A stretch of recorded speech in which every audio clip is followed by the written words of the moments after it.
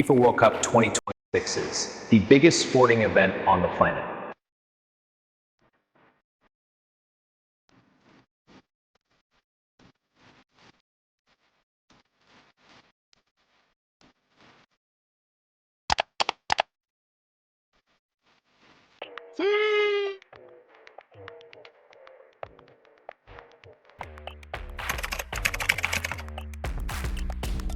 Here is a number FIFA announced this week without apology.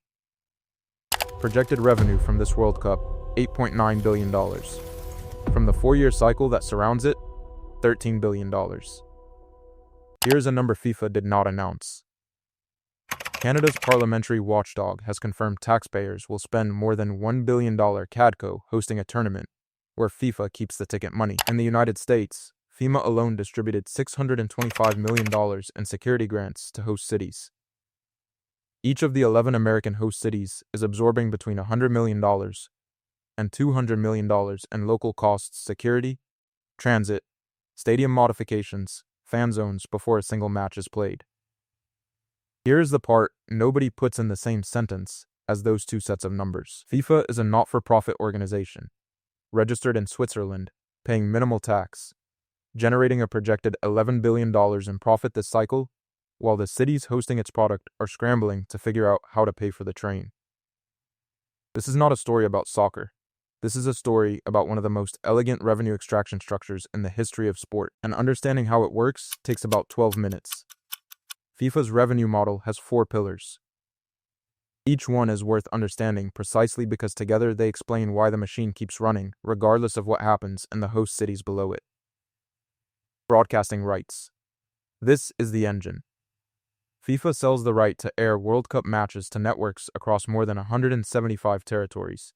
For 2026, broadcasting rights are projected to contribute close to $4 billion, a number that represents one of the most concentrated media rights packages in global sports. Every country on Earth that has a television wants this. FIFA sells it to all of them, simultaneously, without sharing a meaningful portion of the proceeds with the cities where the matches are actually played. Sponsorship. FIFA restructured its commercial program into tiered partnerships: global partners, tournament sponsors, regional supporters. The Aramco deal brought Saudi oil money to the pitch.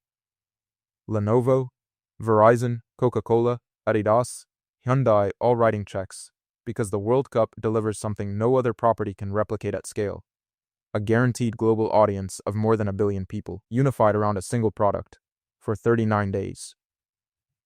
Sponsorship is projected to add nearly $1.8 billion to FIFA's top line this cycle. Hospitality. Corporate packages, premium seats, access, experiences layered on top of the base ticket. These are sold by FIFA directly and generate significant revenue that never appears in the headline ticket prices most fans see. Combined with standard ticketing, FIFA projects more than $3 billion from this category. Ticketing itself. And this is where 2026 did something different. For the first time in World Cup history, FIFA implemented dynamic pricing, an algorithmic model that adjusts ticket prices in real time based on demand, the same mechanism airlines use. Face value tickets for the final at MetLife Stadium started at over $2,000 and climbed to $32,970 under dynamic pricing by early May. A single seat. On FIFA's official resale marketplace, listings reached $11.5 million. Here's the contrast worth holding. When the United States, Canada, and Mexico submitted their hosting bid in 2017, the agreed maximum price for a final ticket was $1,550. By April 2026, the cheapest standard final ticket had already reached $5,785.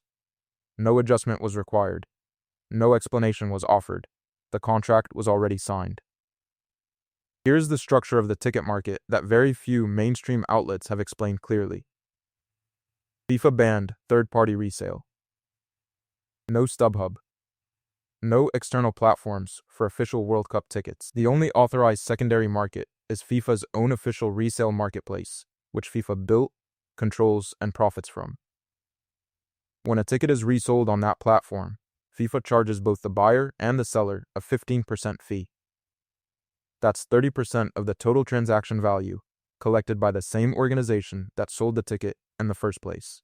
at whatever price it chose to set. FIFA is effectively collecting $30 for every $100 in resale transactions on its own platform, making money on the first sale and collecting again on the second.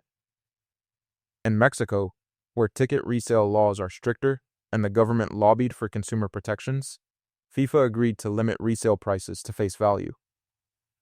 For American fans, no cap, no limit, and a 30% fee on every transaction. In late May 2026, a peculiar thing happened. More than 40,000 tickets abruptly vanished from FIFA's primary sales platform, and a closely matching volume then surfaced on its resale marketplace at lower prices, with a significant number priced at $69. Observers concluded this was a deliberate pricing strategy, keeping appearances of scarcity on the primary market, then routing surplus inventory through the secondary channel, where FIFA still collects its resale fee. Whether or not that interpretation is correct, the result is the same. FIFA controls both markets simultaneously. The Attorneys General of New York and New Jersey subpoenaed FIFA in late May over ticket pricing and the phase release schedule, which they alleged was designed to artificially inflate prices. FIFA has not meaningfully responded in public. Meanwhile, NJ Transit announced it would charge fans $150 for the round-trip train from Penn Station to MetLife Stadium on match days. The standard fare is $13. The surcharge is meant to cover a $48 million transit bill for 8 matches. 8 matches. $48 million for a single transit agency. This is the part of the story that a ProPublica investigation into host city contracts described as almost all organizing costs falling on cities, while their ability to collect revenue is severely restricted. Let's be specific about what that means in practice. Host cities pay for security. They pay for transit planning and execution. They pay for stadium modifications to meet FIFA's commercial standards, including what FIFA calls clean site requirements, which dictate that the stadium environment be free of any branding not approved and paid for by FIFA's own sponsors. Cities that have existing naming rights, deals a primary revenue source for most American sports venues, have to either renegotiate or cover the costs of meeting FIFA standards. Host cities cannot sell their own competing sponsorships and categories FIFA has already sold. The concession revenue inside stadiums goes to FIFA. Parking revenue, in many cases, also flows primarily to FIFA or its designated operators. Everybody signed an agreement that was very, very one-sided, said Alan Rothenberg, who was on the Los Angeles Host Committee and was the president of U.S. Soccer when the country last hosted in 1994. Then, some host cities got a slice of game day revenues, such as a share of food and drink sales at matches. In 2026, that arrangement no longer exists. And there is one more dimension. FIFA demanded sales tax breaks on World Cup tickets as a condition of hosting.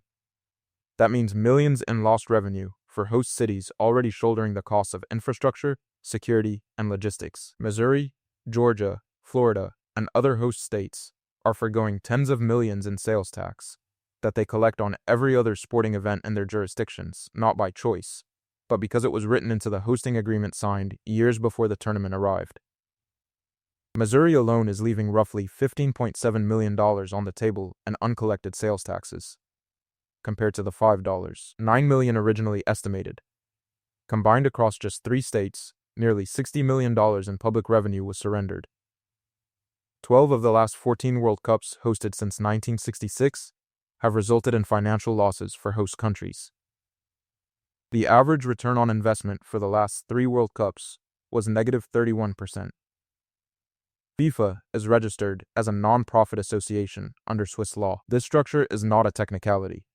It is load-bearing architecture. Because FIFA is a non-profit, it pays minimal tax on its Swiss operations. Because the World Cup revenue flows through that Swiss entity, it is largely shielded from taxation in the countries where it is actually generated. The United States hosts 78 of the 104 matches in 2026. FIFA's revenue from those matches is not taxed in the United States at the rates that would apply to any commercial enterprise generating equivalent income. Critics have frequently argued that FIFA's centralized control over commercial revenues allows substantial profits to be retained by the governing body, while many financial risks are transferred to host nations and local governments. FIFA's defense, offered consistently by President Gianni Infantino, is that the organization reinvests more than 90% of its revenue back into the development of football globally. Member associations receive funding. Development programs are funded. Prize money, $871 million this cycle, going to the participating nations, flows back into the game. That 10% is worth sitting with. $1.10 goes to the athletes whose performances generate the product being sold. The other 9 stay inside an organization registered as a not-for-profit that has faced corruption investigations spanning 2 decades, from Sepp Blatter to the FIFA-gate indictments of 2015, to the Qatar and Russia, hosting controversies. The governance reforms that followed those scandals have not produced meaningful changes to the fundamental revenue structure.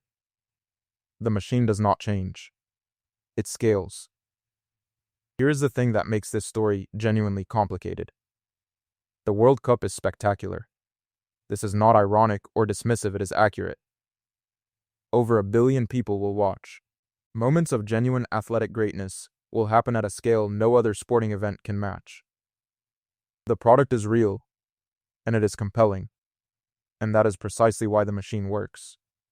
The structure that extracts billions from host cities and billions more from fans on resale fees works because the underlying product is worth watching. FIFA did not create a scam, it created a monopoly on something people genuinely want, and then built the most efficient possible structure for converting that want into revenue, while distributing the costs as broadly as possible. Host cities signed the contracts, nobody forced them.